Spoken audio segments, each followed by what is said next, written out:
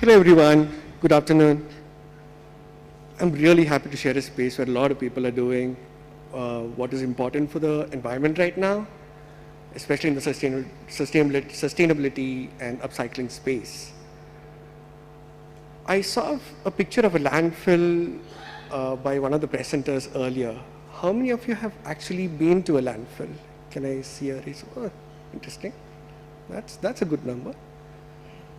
And have you seen the landfill in Bangalore by any, have anybody got a chance to see the landfill in Bangalore? You have? You have? Yeah. So I see only 3 people who raised the hand.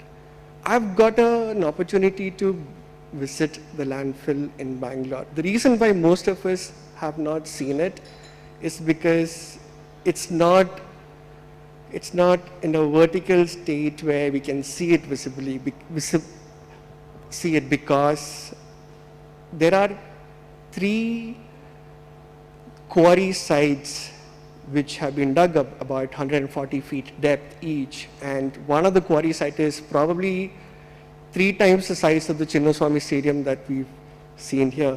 So imagine if you keep putting waste and dumping waste in the quarry, it's never going to get elevated. It'll always be in the quarry site. So now, some of you have seen the visited landfills. What do you see in these landfills? What's there? What do we get to see? It's a combination of plastics, of course, cloth material, food waste, diapers, sanitary pads, plastics that cannot be recycled, and a bunch of things that we think have left from our home, we have segregated from our home, but it never saw the life that we thought it will become. It's not, there is no manure that's converted out of it, but there is, it's causing a lot of diseases to people living in that area. It's causing leachate, it's contaminating water, it's contaminating our soil. There are enough and more case studies which talk about the challenges that people suffer in the areas around these landfills. It's not just the landfill, it's the oceans too, right? So imagine, I should be here for a reason. I'm not just going to talk about landfills and waste forever, right? Imagine a world where today's waste becomes the future of tomorrow's sustainable future. That is what we at TrashCon not just dreams about, but that's our mission. So what do we do at TrashCon? We build material recovery facilities to ensure that all the mixed waste that sometimes goes from certain households or certain localities gets segregated into useful and valuable materials that can be recycled or used in a way in which it does not need to go to a landfill. So a mixed waste, all of us have seen it in garbage sites and dumping sites and all over. It gets put into our completely automated recovery facility, and it gets segregated into or recovered into wet waste, which can be used in manure making, or it can be sent to biogas facilities. And there is a set of dry waste that is also a part of it, like cloths, but most importantly, plastics, right? The food packets, the sambar packet that you see from which has food sticking onto it, or all the food delivery packaging material which has food sticking onto it. It needs to be segregated into something. So this machine automatically recovers it into valuables like these. And the last thing being inert, which is diapers and sanitary pads, where you can't, or we have even seen shoes that goes into shoes or bags or cloth material that gets dumped into these, where you really can't do anything. So that's a category of inerts as well. Now, so all the dry dry output can be either sent into RDF, or we can even, I'll come to the solution of what else we can do with the dry waste. This is one of the facility in the heart of Bangalore. This is in Koramangala near Ejipura, where it can process about 100 tons of unsegregated waste in a day. And even though I shot this image on a drone, even though it looks really big, this machine can, like I said, this machine can process about 100 tons per day in a space of 40 meters by 8 meters. This is the same facility, more pictures. This is the kind of input that goes into the machine. I wish I had more time to show you a lot of images of what the waste looks like, but I'm sure all of you have seen what garbage sites and these black zones look like. So that's what you saw in the previous slide is the input, and what comes out of the machine is the three outputs that you can see.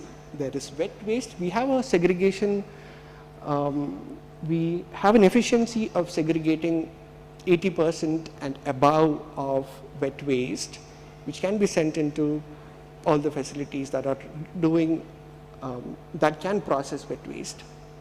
And the dry output, which is mostly multi-layered plastics. Plastics have been classified into multiple things, but there is a category called multi-layered plastics, which is like those packets where we can see there is an aluminum layer in it, and it can't really be recycled. So there is a lot of dry output. There is a lot of multi-layered plastics also in these outputs. So these are some of the features where we really don't need manual scavenging anymore. People, unskilled laborers can actually work in these facilities by push of a button, ensuring that it's processed automatically. We use some of the best of the technologies that is possible. So the dry output that I spoke about, all the multi-layered plastics, we didn't stop there. We came up with another solution to do something more with the multi-layered plastics.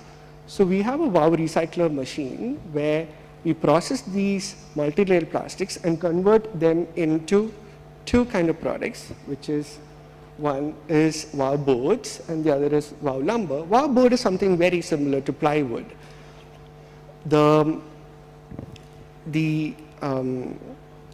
Plywood is where have you all seen plywood being used? It's mostly in furniture making, and also one of the biggest contributors of green gas is construction. They have about 30% of green gas emissions recorded because they use it in something called shuttering. So we've identified that this product that we've developed can completely replace what plywoods can do in the construction industry. That is a water tank that's being constructed in one of the facilities in India using our boards. And this is a water tank that was constructed using our boards in the office of ITC in Bangalore. And there are more pictures where people loved, construction industry is in love with our material because they can be recycled endlessly, and they give you a better reputation than plywoods, because plywood after like 10 uses cannot be used anymore because you'll have to throw it again into probably landfill. But our boards can be used for at least about 50 times or more based on how they use it and such. There are more pictures. So the lumber that you saw earlier can also be used at making pallets like these, which can be used in facilities where you can need to lift a lot of weight, and it needs to hold a lot of weight. There are more pictures, some of our clients that you can see. Our customers are in love with what we do, and they are in big support for us.